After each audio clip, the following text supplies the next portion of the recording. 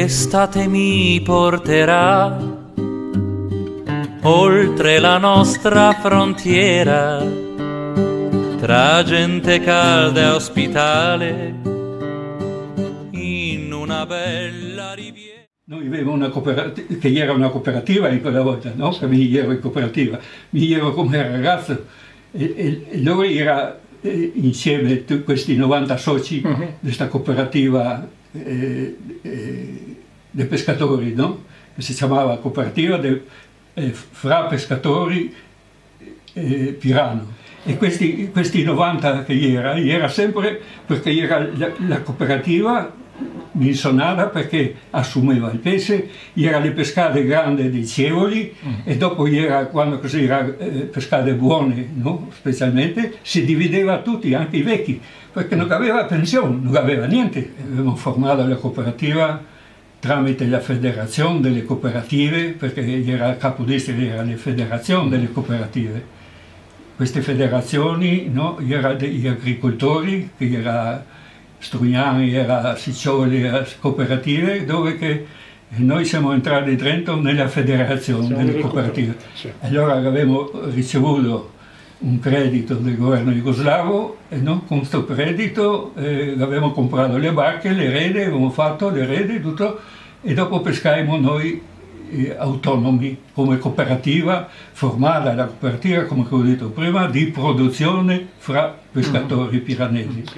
Per un colpo era un vagone 20 di scombri, che sarebbe 12 tonnellate in una notte, e dove se lo vendi sto pesce? Meno male che era della Mare. Era della Mare, era tutto là, era tutto scombri grandi, no? Talmente grandi che aveva le scatole già fatte preparate per standard, no? Come per scombri standard. Sì. Invece era più grande, che toccava tagliare un tocco di testa, un po' di carne di più, per mettere in scatola, perché sennò bisognava fare il rinnovamento di tutte le scatole. Cominciava già a aprile, no? Cominciava a venire su dell'Adriatico, faceva il giro, già con la rete di fondo, perché era la rete in quella volta, no?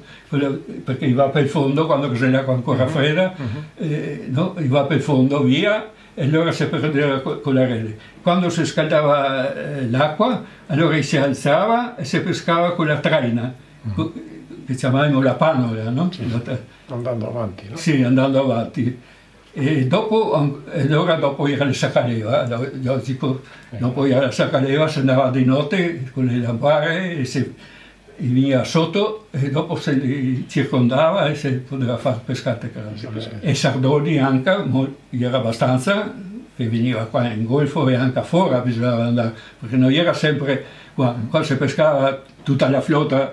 10 giorni si poteva pescare qua in golfo e dopo si spostavamo via verso Salvore, verso Cittanova e Parenzo e fino a primavera andavamo a pescare sulle coste del Grado e del Parmer, del Bufalcon. E non avevi problemi? No, perché se rispettavamo, noi calavamo là, loro calavano là e ognuno calava il suo tocco di mare. Non si andava perché era anche natura di calare in quel modo, perché se ti andavi vicino ti serravi e dopo logico ti avevi anche baruffe, ma noi non avevamo mai che sono avuto quella, perché si vedeva, ti vedevi la vela che in questi gradesi e il suo fondo in quel posto. Quelli delle isole che aveva più di sopra e dopo tutti, no? Il territorio veniva distribuito con gli occhi, perché il pesce si faceva, vedi, a gala, così faceva le bollicine, no? Allora là si vedeva le brigate, venivano chiamate, no? Le brigate, e allora si tentava sempre di seguire, no? La brigata fino a che fa l'alba, dopo si calava la rete. Perché quella volta era la rete d'imbrocco, non era la sacaleva che parlo, era le melaide, no? Come? Melaide. Melaide? Melaide è rete che va, le sardelle si ciappavano sulla maglia, no? E bisognava tutte cavarle una a una, era tanto lavoro, ma tanto. Sì, una volta abbiamo ciappato un tonno e l'abbiamo ciappato in una maniera che veniva sempre quando che calavamo la sacaleva, per le sardelle, no? Allora loro i toni venivano attorno perché sempre qualche sardella scappava via dalla rete, no? O sul burro là, e veniva a mangiare, no? Allora si pensava, e passava sotto il peschereccio, no? Perché sotto la rete, sotto il peschereccio, no? Ma non andava dentro per far danno alla rete, solo li mangiava di torno, no? Allora noi ci avevamo pensato, no? Il nostro capo pesca, di fare un dardo, a freccia, ma grande, una lancia, un dardo.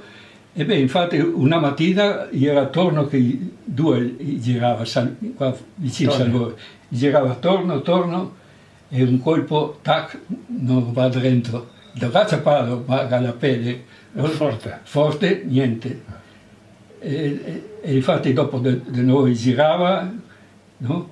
E dopo è venuto proprio vicino il caiccio, perché avevamo la barca piccola, il caiccio, e vicino, e lo cacciapalo proprio sulla sguancia qua dentro.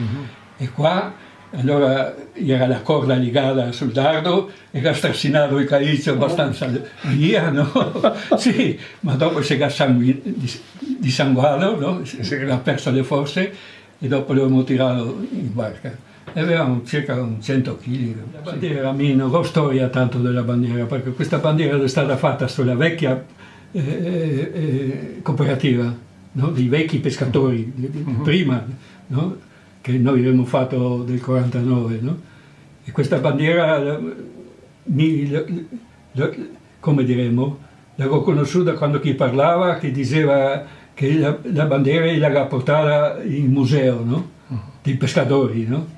Ma praticamente prima non ero in cooperativa, ero dopo, e allora quando che ha portato via la roba della cooperativa, la bandiera, documenti, tante robe, non so, infatti tante cose, e questa roba qua ho sentito dire che la bandiera è stata fatta nel convento delle suore, che loro ha fatto il tesse, no? Fatto il pesce, infatti, il barbon, come viene chiamato. È un barbon. Un barbon, sì.